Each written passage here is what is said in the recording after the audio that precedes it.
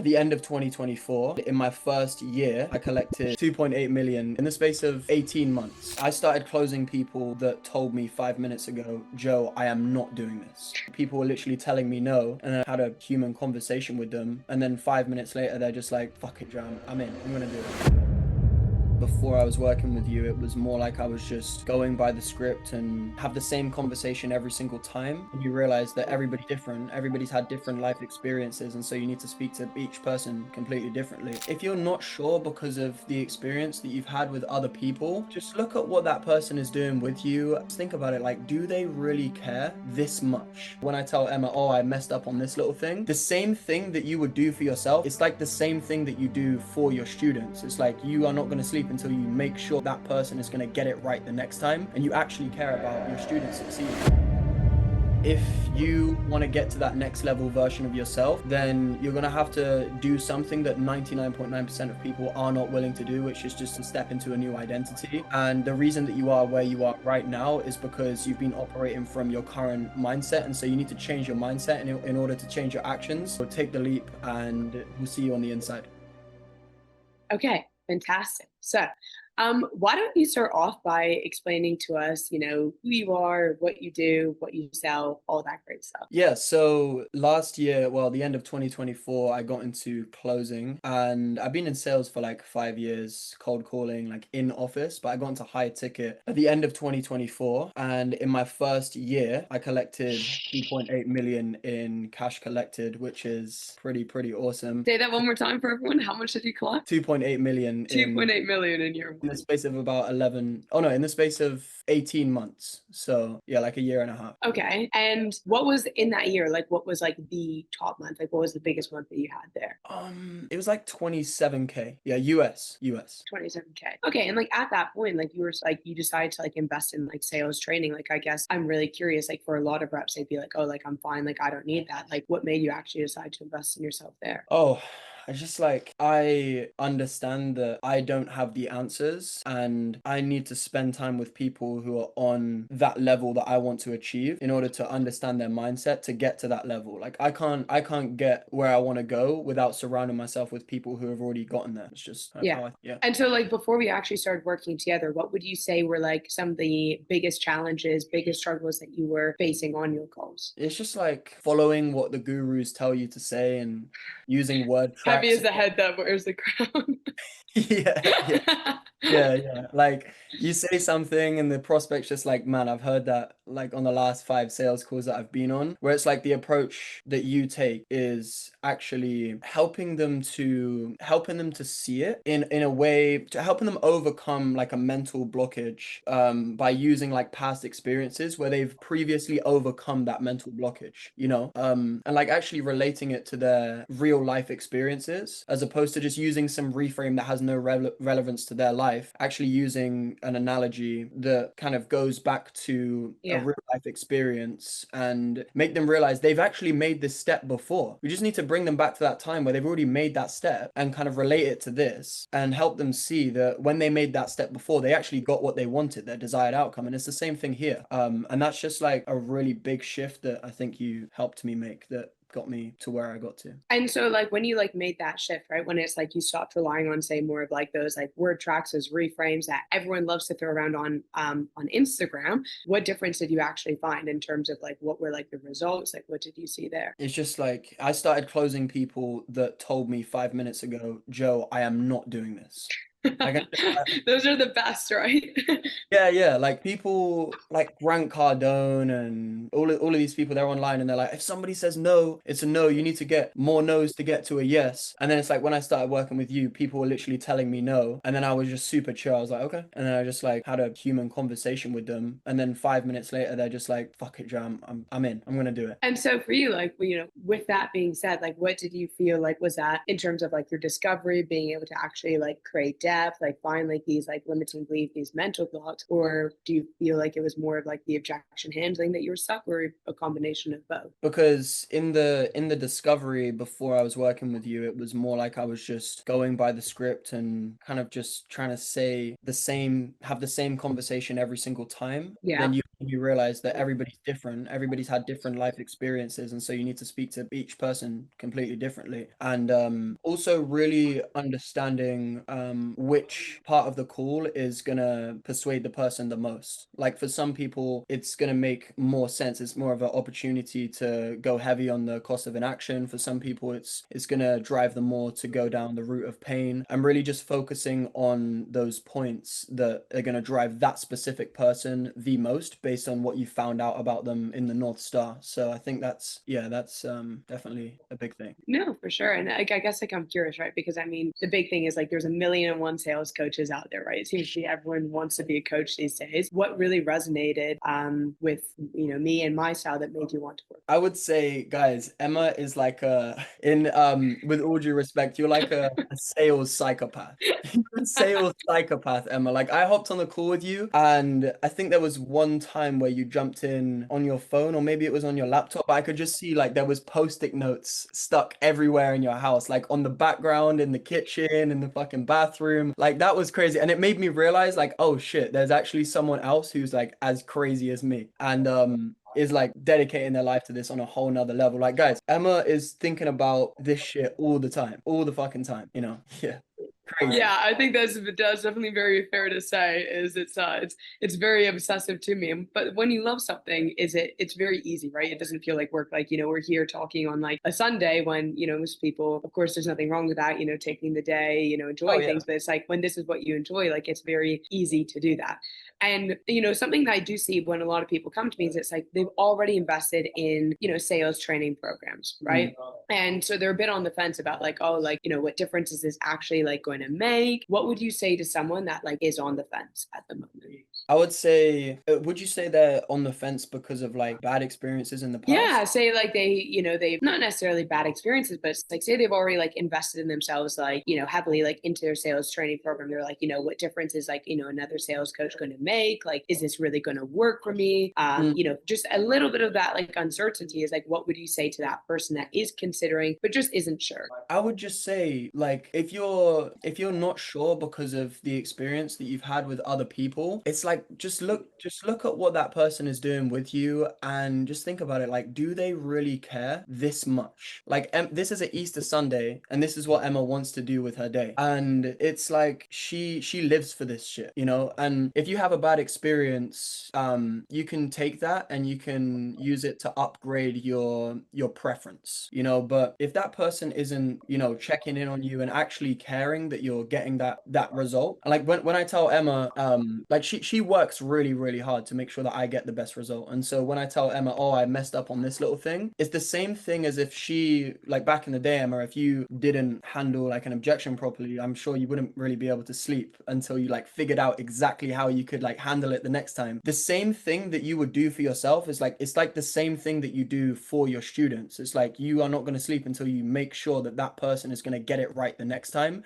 and you actually care about people like underneath you like succeeding, or your students succeeding. And I think that's a really, really important part. And it's just like if you have somebody by your side that is going to make sure that every single time that you make a mistake, that you are never going to mess that up again, and that we're going to get to the bottom of this on this call, not like oh, you just you spend 30 minutes with me and now you've paid your money and now like we're just going to chat next time, like you've paid me for my time. It's like you are there to make sure that they are going to improve on that next call. And I think that it's just like, don't see a past experience as something that's going to stop you from growing. Take it, upgrade your preference, and realize like, if this person actually cared about me winning, then I would win. And the only reason that I'm not improving with these other people is because they're not fully invested in me. They're just like taking my time for money. Yeah. Something that I wanted to touch on, right, that really stood out to me, like as I was coaching you, is, and reminds me actually a lot of myself, is how engaged you were. Like if something something happened, you'd be like, Emma, like, can you take a look at this call? Like, you'd ask me questions, like you always showed up ready to learn, like you took space on your calls. And I want to kind of talk about like the mindset that it actually takes to get Oh, yeah. past 20K, right? And so for you, like, in the last year, you've collected a lot of cash, you've broken some really big months. What do you feel like was the mindset and mentality that actually allowed you to do that compared to,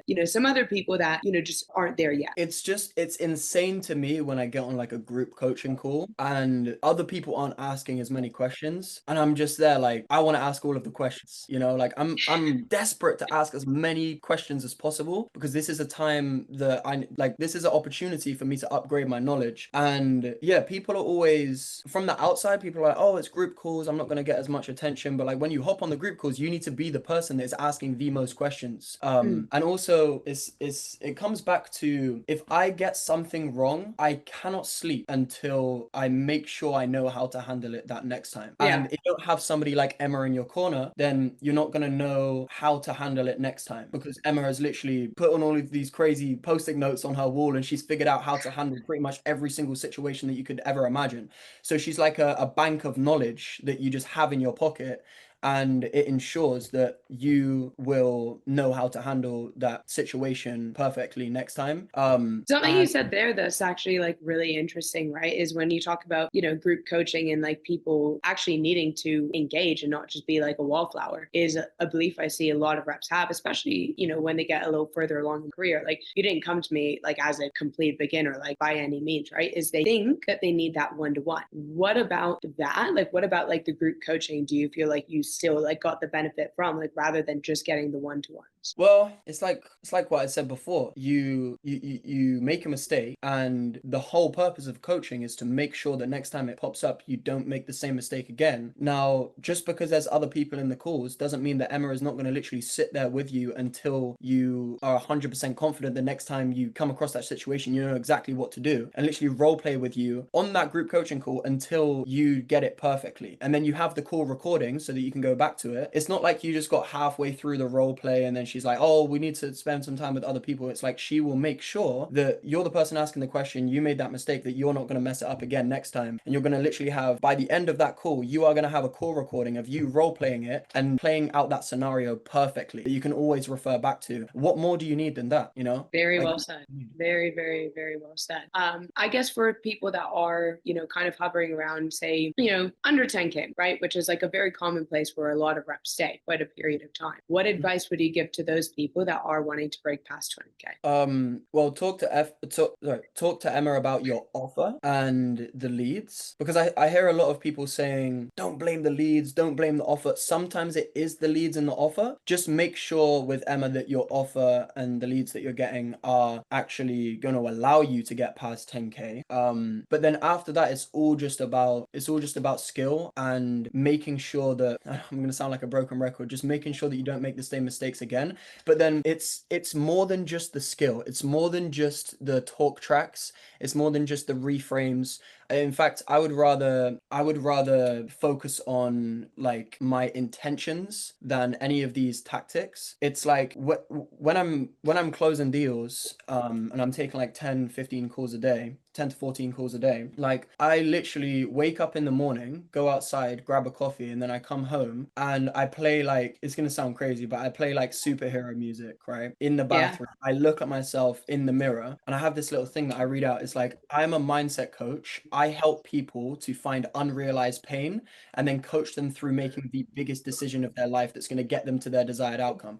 And it's like, the way that we see sales is going to have a direct correlation with the results that we get. Because if you think that you're asking somebody, oh, why is that important to you, so that then you can manipulate them into buying something, it's like, you're not actually going to succeed. But when you realize that you're asking this person, is it important to you because you really want to figure out, like, you're really trying to help them to make a good decision for them that's going to get them to their desired outcome. And it's like, if somebody's saying, oh, it's really important for me to go traveling, it's really important for me to make this money, and then you turn around and you ask them, when did you realize that what you're currently doing is never going to get you to your desired outcome? And they say, last year. And then you ask them, what have you done in the last year? And they say they haven't really done much, or they give you a bunch of bullshit.